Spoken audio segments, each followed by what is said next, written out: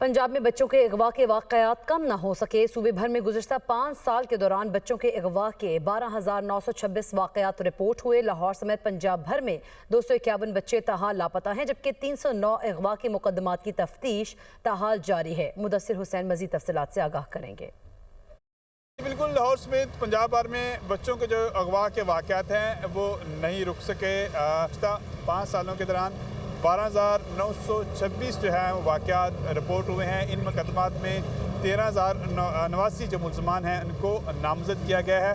9,454 मुलजमान जो हैं वो पुलिस इनको गिरफ़्तार कर सकी है। पंजाब भर में 251 बच्चे ताहाल लापता हैं। इन बच्चों को ज़मीन खा गई, सामान निकल गया, ताहाल इन बच्चों का जो है वो पता नहीं लग सका। जबकि 309 अगवा के मुकदमात के जो तफ्तीश है वो ताहाल मुख्तलिफ थानों में जारी है। 2026 में भी अगवा की वारदातों का सिलसिला जारी है। 2026 में चंद रोज़ पहले बागवानपुरा के इलाके में 2 साला मासूम बच्चा जो था वो अगवा हो गया था।